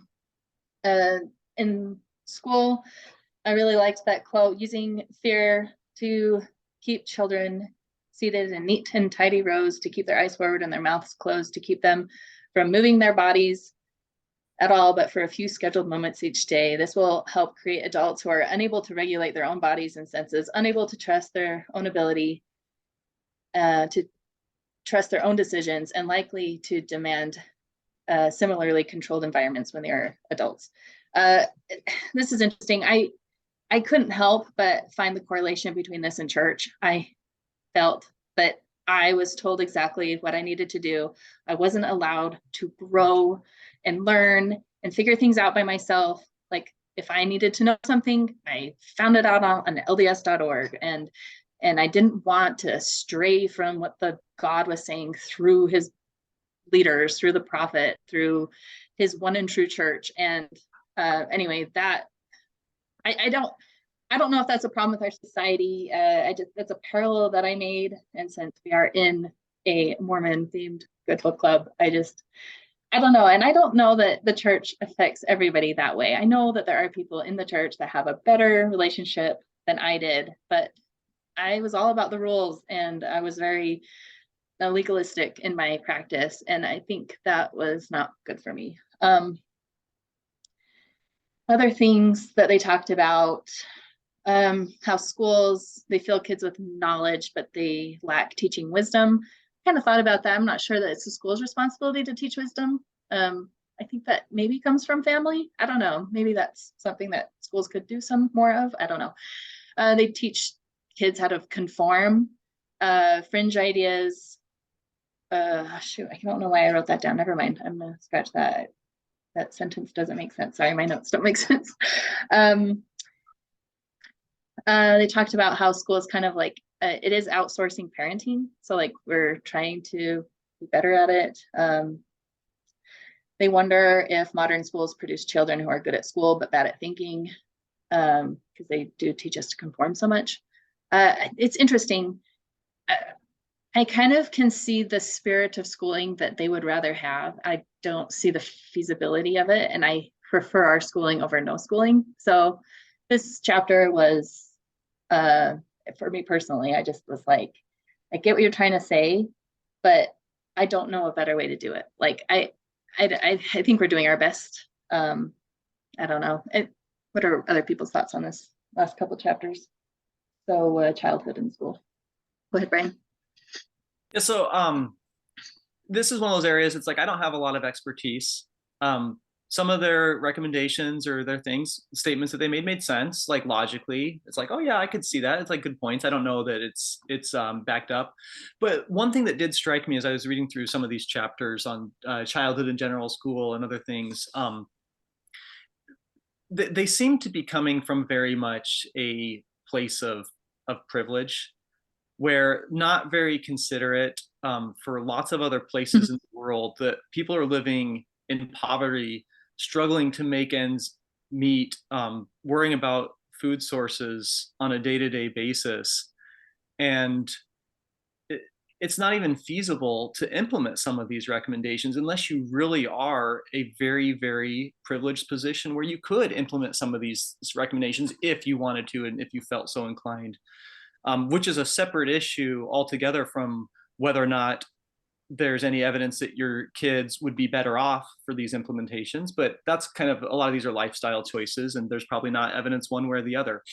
So that part didn't bother me as much, but it did strike me that they're just not really acknowledging that most of the world, these issues are all moot points. You know, it's like when they were talking about warning against genetically modified foods and the harms that potentially could be, but without acknowledging at the same time that like the fact that we have made food able to genetically modify it to grow quicker and to be more nourishing and to be more resistant to diseases has saved millions of lives and allowed millions of people to be fed that otherwise wouldn't be able to be fed. And so, yes, you can personally make that choice for yourself in your privileged little niche worldview, upper middle class society where you can just choose to only eat organic foods or whatever you want to eat, and that's fine. But to lambast it for the rest of the world is really nearsighted, I felt like, and not very open to the bulk of the world. And that's kind of how I felt in general as these chapters were going. That was my reaction. Yeah, thanks, Brian. I have some similar thoughts. Go ahead, Daniel. Yeah, my thoughts are actually similar. The fact that they don't consider both sides of the argument and they don't present both sides of the argument. That was one of the biggest problems I had, is that they would just make statements without considering the downfalls, the problems with the statements and the solutions that they're coming up with. They wouldn't look at both sides. And to me, it seemed like the reason they did that is because they wanted to be definitive. They wanted to state things confidently, as if they were these experts, and they're making these grandiose statements. Because when you take the statement and like for the GMO one, they're like, yeah, GMOs could be a problem, but it turns out they have all these other benefits. Then all of a sudden it's not news. You know what I'm saying? Like it's not a headline. They're just reiterating the arguments and the pieces that are out there. And I thought that was one of the major problems they had, is they didn't consider the different sides of it. They didn't look at the good, look at the bad. For instance, one, like when they're talking about schooling, they're talking about all these problems with schooling and how kids are losing touch with all these other things. But then they don't talk about the benefits of, well, we live in a computer world. You know, there's no arguing that for the vast majority of people in the United States and a lot of other Western worlds, you know, computers are a big part, and kids' abstract thinking is actually going through the roof. It's much better than it used to be. There's all these other benefits to our schooling for the world that we now live in. They just, like I said, they isolate on the point they want to make, and they disregard all the other evidence and other considerations that would contradict that. And I thought that was a major weakness in their logic. Yeah, I just want to add to that. When I was reading, I had the thought, well, schooling has we've adapted the schooling and it's surviving. So I guess it's an adaptation that's working. So they can't just discredit it like that, right? No. Anyway, that was just a thought. Go ahead, Bruce. Yeah, I just, you know, your slide talking about the kids being seated in tidy rows, you know, only allowed to do, you know, limited things. When I read that, I'm just going like, this was the Mormon church on my life and my sexuality and everything. You know, it's very black and white. I feel, you know, I'm still ill-equipped how to deal with people, how to have relationships with people, because it was so no, you don't do anything, and then all of a sudden you do things. I went to BYU, and my cousin, who I was closest with, married my study partner in school. And, you know, I was always known to have a kind of a perverse sense of humor. And so as they were getting ready for the marriage, I said, well, do you want me to get you the Joy of Sex book for your wedding present? And they're going like, oh, you're such a pervert, you know, stuff like that. But then later she goes, you know, your wedding present thing you talked about? Yeah, do that. And I was over at their house just recently, and that 40-year-old Joy of Sex book is still in their library out there while their kids were growing up. So I'm going like, I wonder how this played out. But, you know, when I was reading that and recognizing their criticism of school, I was thinking the control the Mormon church had over my life and how it made me ill-prepared to have relationships, both romantic and sexual, with other people. And even though that I'm kind of in a group that's further out than the Mormon church would approve, that whole concept resonated with me. Yeah, thanks, Bruce. Go ahead, Jackie. I think. Yeah, there you go. Here I come. Can you hear me? Yes, I can. I kind of agreeing with this church theme. They take the theme of this evolutionary biology, and it's like that's their one true church, and they've got to fit everything into that lens when they're overreaching and they're making kind of crazy theories to make it fit, and they kind of feel like it's their right to talk on every subject. Like like our church, like we have a right to tell you how to dress, how to eat, how to parent, and they have a right to talk about the schools and to talk about the medicine. And I don't know, I just felt like it was such a narrow lens, and I appreciate a different lens. I'm trying to read and learn about different lenses because I don't ever want to be stuck in one niche lens again. But I just thought it was just like the church again. We are correct, therefore see it through our eyes, and we're going to make every area work through our evolutionary biology lens. And it was just like everybody said it, they're just off on so much. But I still appreciated reading the book because there were some points and it got me thinking differently. So I'm just appreciative of any good thought conversation, and I appreciate everybody's thoughts on this. Thanks, Jackie. Go ahead, Joe. Yeah, I was just thinking back in college, we had a class and we talked through some of these things. And one of the things they pointed out was that education in America rose at the same rate as the Industrial Revolution. And so there was the thought that the reason we teach them to sit in a class and stay there and do this way is so that they can go work for 8 hours a day. And yeah, it's kind of like one of those negative, what is it called, dystopian type concepts, that the only reason we really have an education system is so that we can go out and be workers for the corporations. But anyway, sorry, just a thought. Yeah, that is interesting. So I wanted to add one more thing. They talked a little bit about ADHD and boys and how they have a harder time with the sit still, but it's not good for girls either.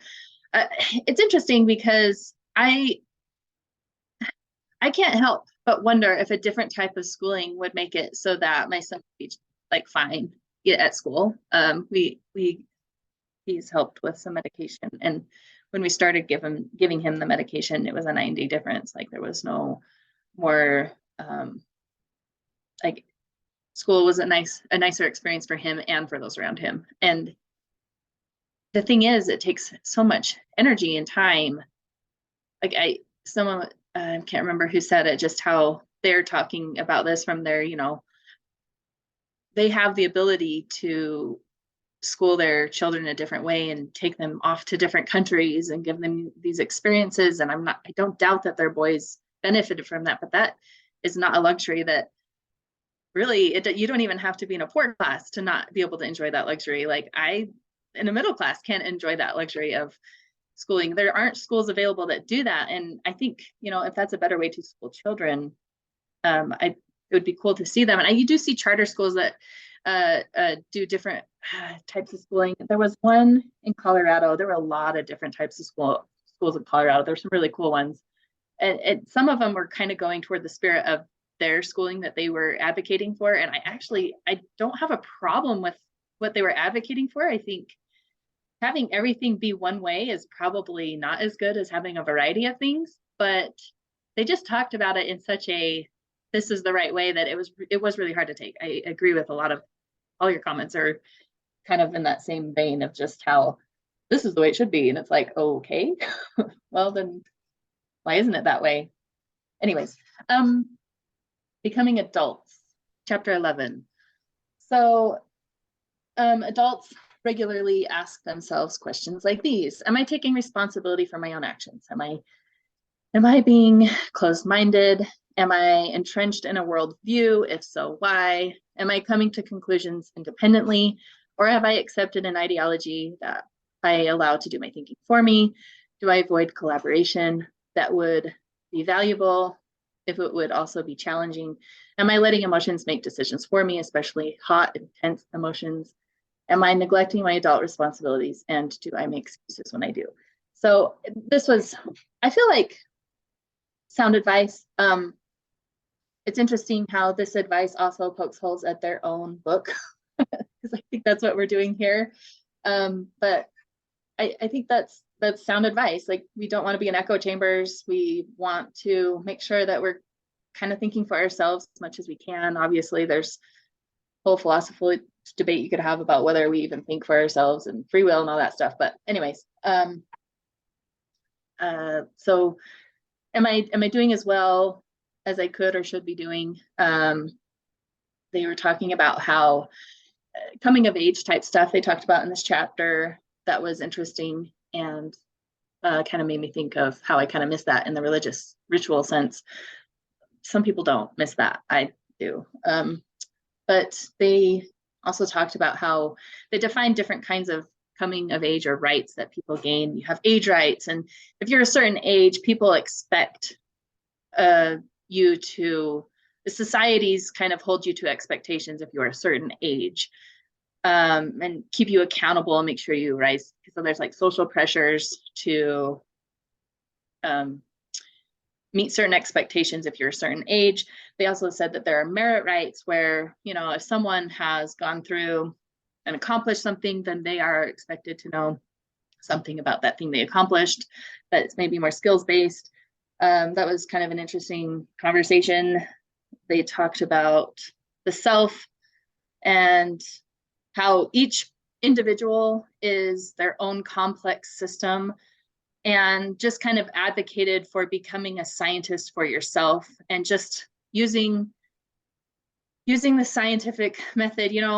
Earlier, I think it was Brian that was talking about how, they do studies and you can, say, well, I have this of a chance of falling in with the rest of these. But obviously, when you do studies, it isn't 100%. Those studies that come out and they say, well, if you take this medication, you'll be more likely to get better faster, right? But that doesn't necessarily mean it's true for everyone. There's those anecdotal stories, right?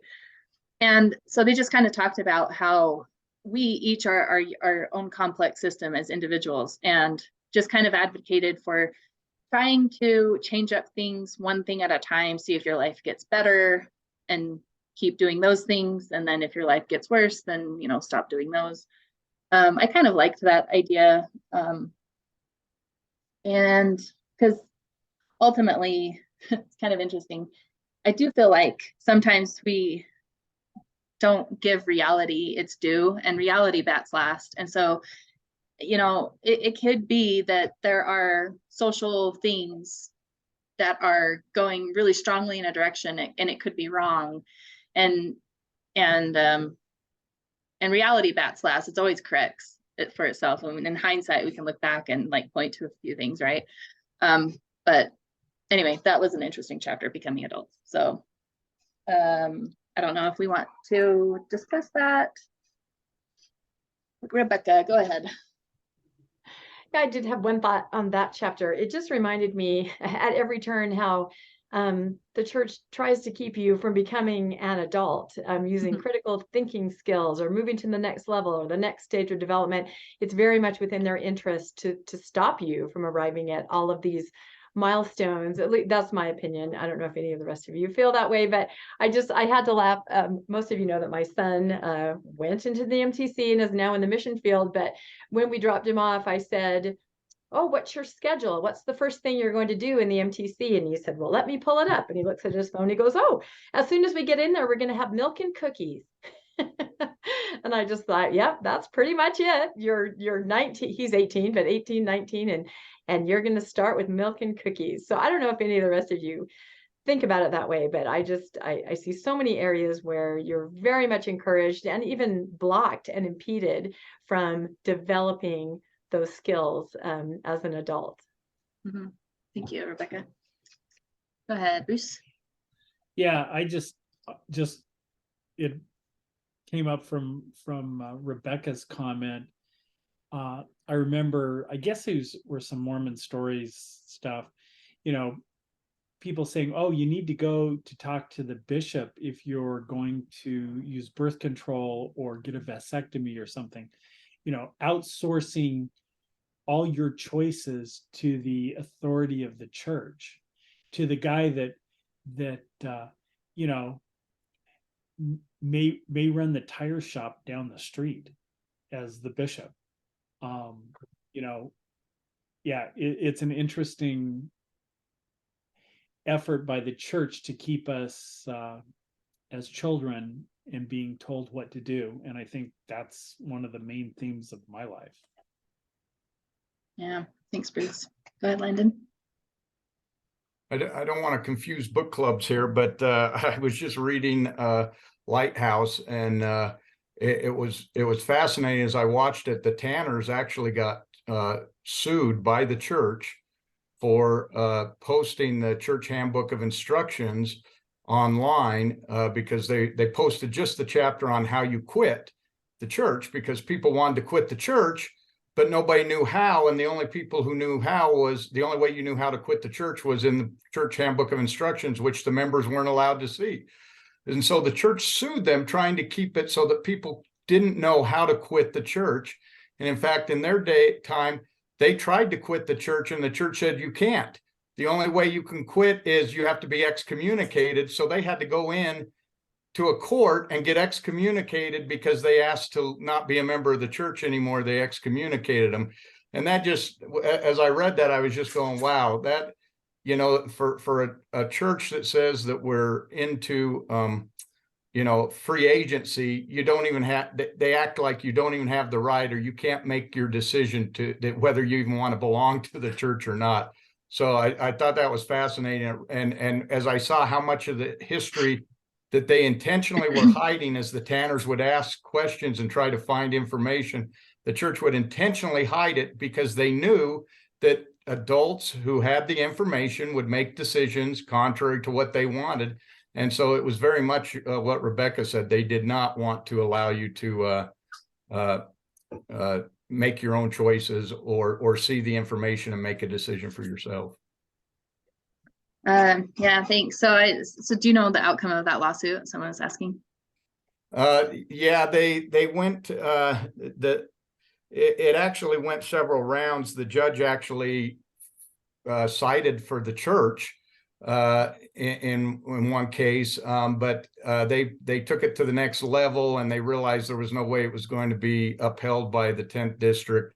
And so as a result, they kind of negotiated out, and the Tanners agreed to remove it from their website, simply because, and to lay the groundwork for this, Gerald at the time had Alzheimer's, and Sandra was trying to run the Lighthouse ministry and keep it afloat.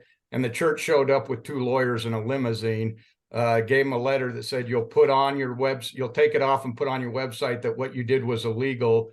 And they kind of outmaneuvered him they took it off, but they posted the letter that the church sent telling them what they had to do on their website. And that made the lawyers really mad. But in the end, they ended up removing it, and they could only use 50 words at a time on their website, and they couldn't even link to it.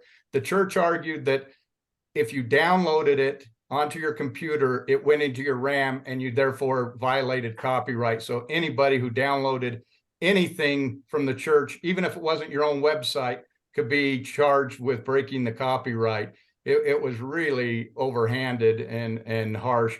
But they ended up negotiating it out. And then the church ended up putting it on the website on their own because it was available at so many other locations. So it's a wonderful book.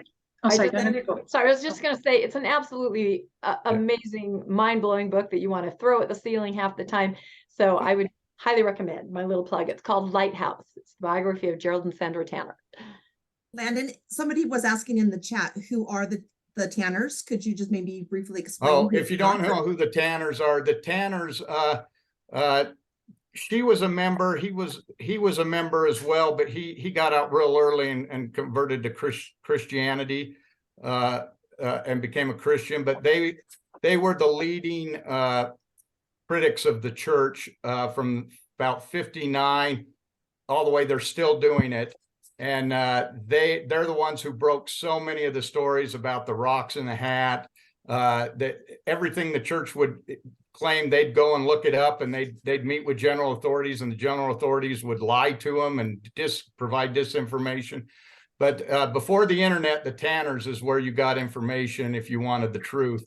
And they were hated, they were persecuted, and in the end, they've been really justified in that almost everything that they found was true. They even said Mark Hoffman's letter was a forgery. They knew it was, and they reported to the church that it was a forgery. They'd stick up for the church when they thought the church was right on things. They were very honest in everything they said. So they're very well known in the ex-Mormon community now because of how much they went through to bring so much of this to light that now you can just look up on the internet. But up until then, you couldn't do that. You had to go through the Lighthouse Ministries to get a lot of this information, which was run by the Tanners. So, thanks, Landon. Go ahead, Ron. Back to culture. Or no, sorry, becoming adults, right? Just a little historical background on the excommunication and leaving the church. In the 60s, there wasn't a way to leave the church other than excommunication. Oh, interesting. So there was no resignation process. No, there wasn't. So they ran into a huge problem in England where they were doing all the baseball baptisms. So D. Michael Quinn wrote a really good write-up on this, where he was a missionary who came in after the church had been going through and baptizing tons and tons of little kids by enlisting them in this baseball game. And okay, we'll play this game, but to get on the team, you got to get baptized. And so they're baptizing 8-year-olds, 9-year-olds, even a couple of 7-year-olds. And without even having any discussions or anything, they didn't know what they were doing. But missionaries later had to go in and find all these kids that were baptized that didn't really want to be members, and they had to go and, including Michael Quinn, and they started excommunicating all these little kids, and these families were absolutely furious because excommunication in the Catholic and Anglican Church world is a horrible, horrible thing. And so to have these kids that didn't know what they were doing suddenly being excommunicated by the church, it was just a massive PR nightmare. And that's, I think, where the church probably came up with the idea of being able to find another cleaner way to resign. Oh yeah, thanks, Ron. The next chapter was culture and consciousness. Sorry, guys. Talked a lot about campfires and how that's where people come together and learn old wisdom and to challenge it. He talked about culture and just how he defined culture too. He said culture he was defining as beliefs and practices that are shared and passed between members of a population. They are oftentimes metaphorically true, but literally false, implying they increase fitness if one acts as if they are true, despite them being inaccurate or unfalsifiable.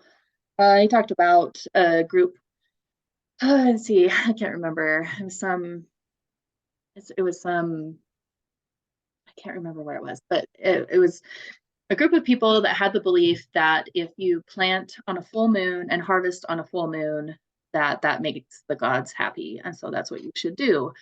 And while that seems ridiculous, the people that followed that, when they were all planting at the same time, that meant that things came in to get the, maybe take the seeds out of the ground, like animals and things. If everybody's planting at the same time and everybody's harvesting at the same time and not like all throughout, then all of the things eating those things would it would all come on at the same time, and so then they'd be able to harvest more and less of the nature would eat the food. And so while that was literally false, that the gods don't really care when things are planted, when they acted that way, their fitness was better. They had good outcomes. Then they talked about the idea just how consciousness is that we can package up our ideas and then give them to somebody else, and how that is has been very adaptive for us. We get to be generalist. I don't know. I wrote something down. I don't know what I mean. Sorry, guys. They gave the advice: be willing to be the lone voice. Something to rituals and religion. So they made the claim that if religiosity had no adaptive benefit, leaders would have said, work hard and ignore the mumbo jumbo. But instead, you don't hear great leaders talking about that. You hear great leaders talking about God and his plan for us. So why is that? You had this idea about Chesterton's gods. I can't remember what that was.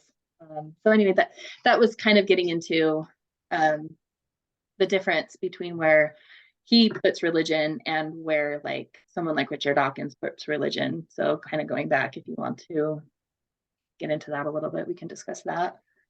That might be interesting. I don't know. Does anybody have any comments, or should I move on to the fourth frontier? I'll do that. Then we can just have an ending discussion.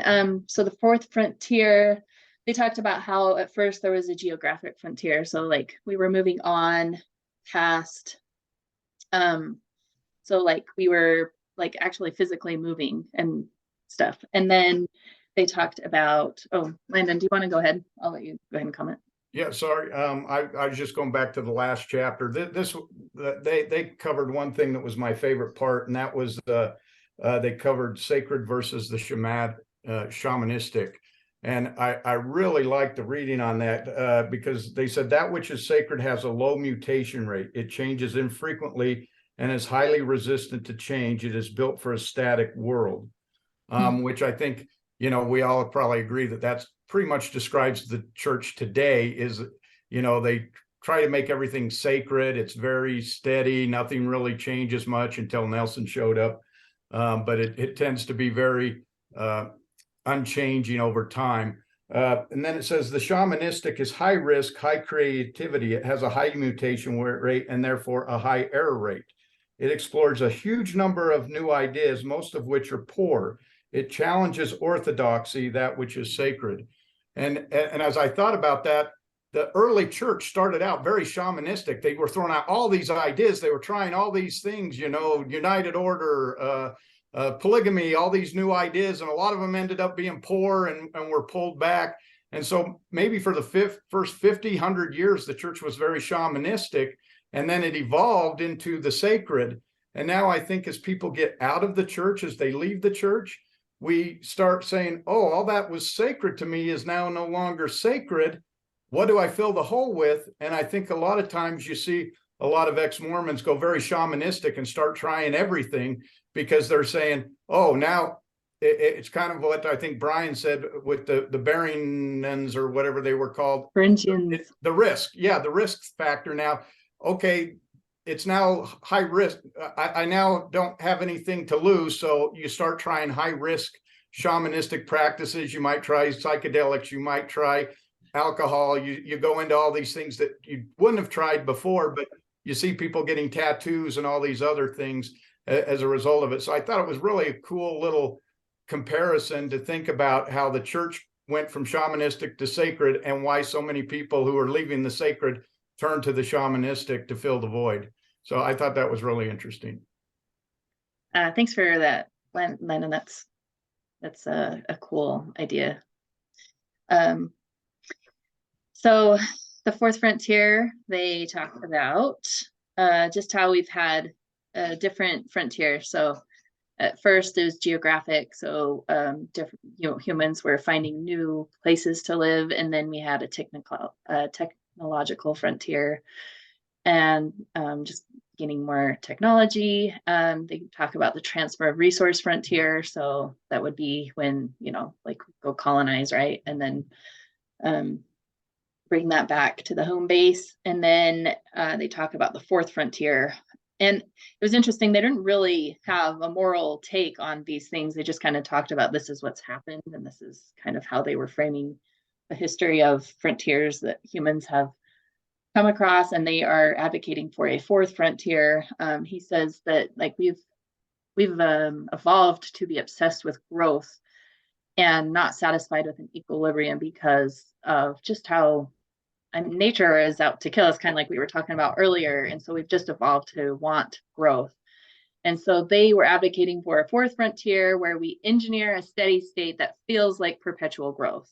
And it was interesting. I couldn't help but have the thought of just like some dystopian movie, like the way that they were talking about, like, let's engineer a society, and made me think of just all those dystopian movies that they've made, like Divergent and The Giver, and like just all of those movies where I don't know that we're smart enough to come up with, like, I'm very skeptical that we're smart enough to engineer a steady state that feels like perpetual growth. It just sounds like some authoritarian hellhole. But anyway, that's what they were advocating for. They also talked about how justice and freedom can't both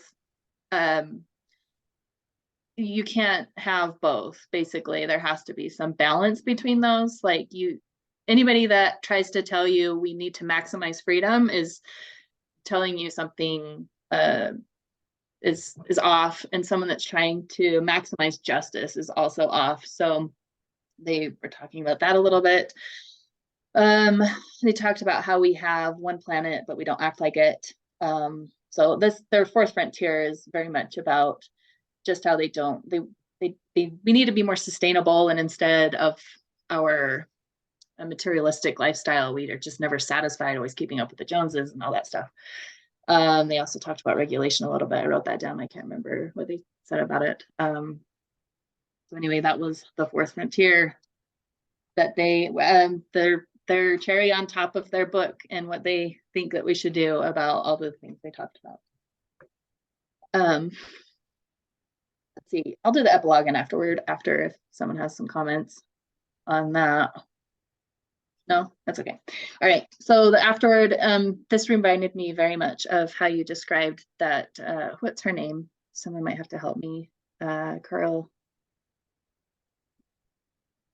Sagan's daughter, right? Sasha? Sasha. Yeah, how she just said that she's kind of developed her own rituals, and this is what that reminded me of. And so it was interesting here are these two not religious, evolutionary biologists that have kind of come up with this tradition in their home. They say on day one, so they do Hanukkah kind of. So on day one, they focus on how all human enterprises should be sustainable and reversible. And day two, they talk about the golden rule, treat others like you would like to be treated. And then on day three, they only support systems that tend to enrich people who have contributed positively to the world. That kind of reminds me, this is something I missed. They had some chapters just how the systems can be gamed and how you can game a system where you don't have the credit, but you can make it in the world. Anyways, and they talked, oh, that's funny. I didn't realize day 4 was don't game honorable systems. And then day 5, one should have a healthy skepticism of ancient wisdom and engage novel problems consciously, explicitly, and with robust reasoning.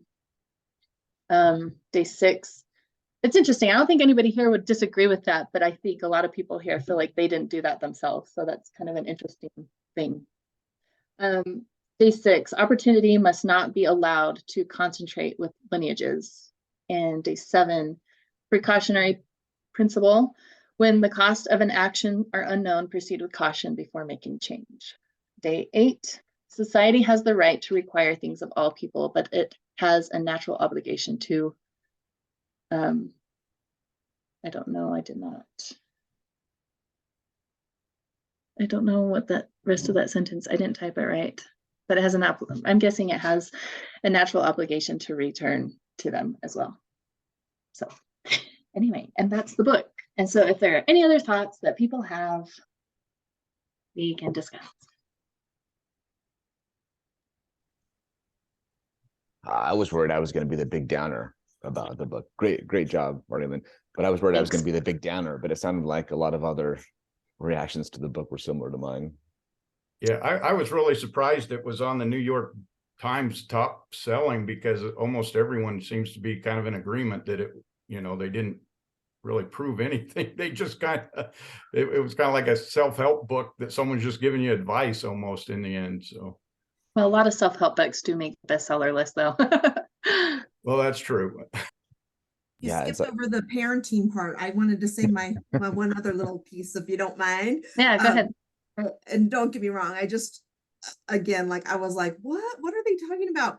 One of the things that they specifically said that they would give advice for is to not let your children see younger pictures of themselves, because it would make them have comparison to their younger versions.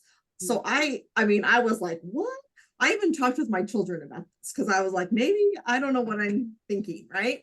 So I asked my kids, because I used to do that all the time. We'd get out photo albums. I mean, then the internet came along, so we could, look at past pictures that way. But my kids all agreed that they love to see younger versions of themselves, so they could see, one, sometimes it was just to laugh. In particular, our middle son, he used to be a chubby little thing. And so we used to call him Chunky Kean. And he sees those pictures and he laughs and he laughs and he laughs. He's, type of thing. And then they just really appreciated that they could see where they had been and where they are now. And they loved that. And so that was just something specifically I wanted to speak out on. I mean, that's my personal experience with my children, is that they really enjoyed seeing that. And even to speak for myself, I love to go back and see, pictures when I was, a little girl, or in junior high or high school, or even just sometimes things will come up and I'll see a picture and I'll think to myself, oh, I was a true believing Mormon back then, and I thought this certain way, and I wouldn't do this certain thing, and it just brings back memories. And I think it's great comparison to see where you have personally evolved to. Do you have a ghost, Melinda? I saw your I know. kind of the same thing. open on its own. The dog Oh, just the dog. Downstairs. Landed downstairs, Melinda. But you don't have a dog. Elijah. It was Elijah. Or Elias, or Melinda, on your point about the photos, like that one struck me because there has been times when my daughter has been upset about us. She's like, oh, you always talk about how great I was when I was a little kid, and it makes her sad. But sometimes she loves looking at other, it's just like, this is one of the problems of the book was the lack of nuance. Are there times where showing your kids pictures of them when they were little, can that be negative? Sure. Absolutely. There could be a time when you're like, hey, look, you used to be so good. Or maybe like your TBM parents now, look at you back when you were a deacon. Look at how good you were back then. And now you've ruined your whole life. Okay, that's not good. That's a bad way of doing it, But there are other times, like you said, when kids love to look at it. I love to look at it. It's just the lack of nuance in this book was difficult. Well, or just to say, these were our experiences. They might be different from yours, but here's our perspective. That would have gone a long ways. Yeah. Go ahead, Jackie. I'm coming. I just want to thank everybody for their insights. Somebody made a comment that said I kind of read these books and go interesting, and that's kind of like I was like, oh man, they're out of their lane. But you all come in and you're not afraid to speak your mind and to point out like where there's logical fallacies, and I just learned so much more. And then I really appreciate the book, even though I'm kind of with everybody I disagreed with a lot, because it created all of this wonderful discussion that's got me thinking and got me digging deeper and seeing a different viewpoint. So I just want to say, Martilyn, thank you to you for getting it prepared and everybody else, because you all just teach me so much. I need to say, Melinda did the slides. She did awesome. I gave her really crappy slides with my talking points, and then she made them beautiful. So Melinda is awesome. I don't want to take credit for that. Anyway, woo, Melinda. Woo, woo, woo. Yeah. Awesome. Anyway, go ahead, Luann. I just wanted to bring up the family photo thing, that I have an anecdotal story where my niece's family was kind of falling apart with the two boys rebelling against their dad and saying he never loved them and he was too busy and too involved, and and were kind of acting out quite badly. And my niece started scrapbooking about that time, and they would look at this pictures and they go, oh, I remember when Dad did that with me. Oh, he's doing this for us and he's doing that. And they change their attitude. And maybe that doesn't happen with everyone, but it's nice to have a history of the nice things you did as a parent, because kids will forget and they'll get their own narrative. So just a thought. Thanks. Go ahead, Brian. Yeah, I've kind of said my piece about where I felt like the book fell short in terms of kind of overreaching and making statements without evidence. But I did want to end on a note of positivity, where I did like the book. And where it did make me think. And that's just the general premise. I think the general premise is very thought-provoking. Humans evolved over millions of years to live and thrive in societies that are vastly different than what we experience today. Much smaller communities, everyone knew everyone, a lot more social networking. And today, despite how easy it is to connect online and virtually, I think in some ways we're more isolated than ever. And for those of us who have left the church and kind of left a familiar community,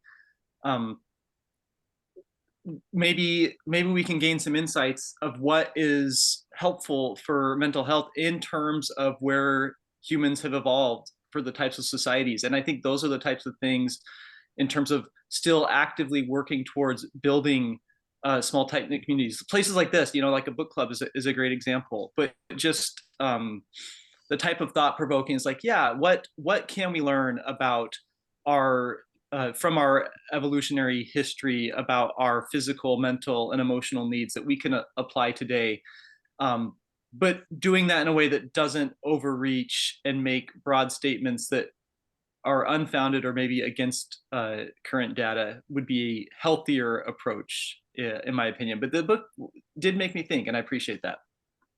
Yeah, thanks, Brian. Go ahead, Luann. Confession, I have not read the book. Plan to on a long airplane flight in the future, in a few days. But anyway, the thing I thought the book would hold is understanding of how, as our world has become so technical and so based on experts and small knowledge into little areas, that people no longer trust systems because they can't understand them, because you would have to be an expert to understand them. And I think a lot of the conspiracy theories of today are resting on that idea that no one can know for sure. And we kind of are faced into living in trust that the systems work. Was anything in the book, did anything in the book cover that? Just curious. I'm not sure. Well, it did talk a lot about how we are specialists, and in a communal way, we know everything. And so, I mean, they did kind of touch on how we kind of depend on everyone to be able to have the bigger picture, but I don't know that they talked about trust a lot, but I love that point, Sloan. Go ahead, Rebecca. Yeah, I just wanted to tell everyone I appreciate you reading this book, because it is a little different. But I also wanted to explain, maybe to some of you that are newer, our process. We don't just randomly choose books. A few of us don't just pick a book. We have a very scientific and intensive voting process. We start months out with categories just to kind of take the pulse of the current book club members. What would you like to read? Our categories have definitely shifted in the last 2 years, away from more Mormon history, Bible study, to maybe more categories like this, having to do with culture and society. So we vote on categories, and then within those categories, we suggest books, and we do several rounds of voting to hone it down to the 12 books that we're going to read. And so some books right up our alley, or personally right up my alley. Other books, I never would have picked this up. So I appreciate everybody being willing to read things that may not be something that they're attracted to right away, and then to bring their thoughts and feelings to the discussion, because I think it makes it absolutely amazing. And coming from a place where we're encouraged only to read approved sources or things that everyone agrees on, this is a whole different ballgame, and I just love it. So I just want to say thank you to everybody, and get involved in the process of choosing books for us, because then we can represent what you'd like to read also. Yeah, I loved the discussion. I thought I was a little bit afraid. Like, man, I don't want to lead this book. Yeah. But everybody, I think we're all okay.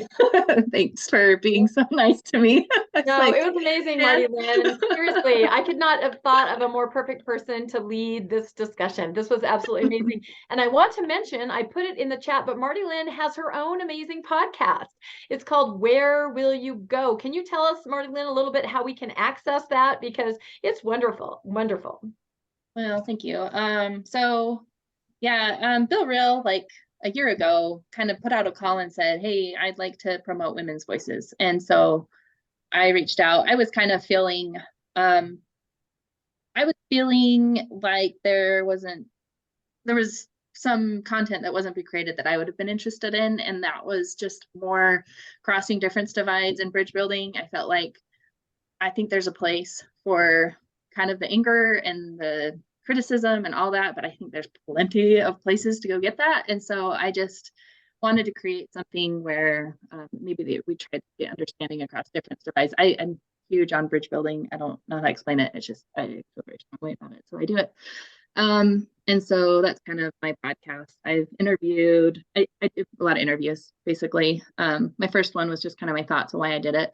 And I mean, I know like a lot of people kind of go toward the progressive political route, and that's definitely not been my experience. And so I also talk about just how Brene Brown's book, I talk a lot about in my first podcast, and just how we do need to fit in or belong. We need to belong, but we don't need to fit in. And so I feel like I've very much grown a lot in the last 2 years, because I've learned to get along with people that don't agree with me politically and like the ex-Mormon space, but then still get along with my family that is still LDS, that I have a different faith in. And so anyway, that's my interest, and that's what I talk about. Yeah, no, that's awesome. Everybody check that out because we're all walking a tightrope. And Martilyn's really good at being a very good mediator and navigator, and we can learn a lot from her. So just as we end here, this portion, again, remember everybody, December's book is How to Be Perfect. And it's a wonderful book. And if you can watch The Good Place, you will really, really, really find it fascinating. I think it's really good. And it's going to be led by Spencer. And that's in December. And then if you're not a member of the book club, but you just kind of happen to find us, you can join our Facebook page. The logo looks like that. You can find us on Instagram. You can send me an email to thegoodbookclub@mail.com, not gmail.com, and get connected because we have a lot of things going on and a lot of fun information and a lot of awesome people, as you can tell. And if you do email me, check your spam because oftentimes, for some reason, my emails from mail.com go back to spam. So perfect. And now, for those of you who are also new, we just have to have a 3-hour block. I'm sorry, we can't get away from that pattern. So no, we just found that we like to talk so much that our next part, we just, whatever, mix and mingle, stay on, grab a snack, sit down, we'll talk and just chat. You can't, you don't have to, but we're going to stay on for probably another 40 minutes or so, just kind of talking and catching up. So thank you. This officially ends book club proper.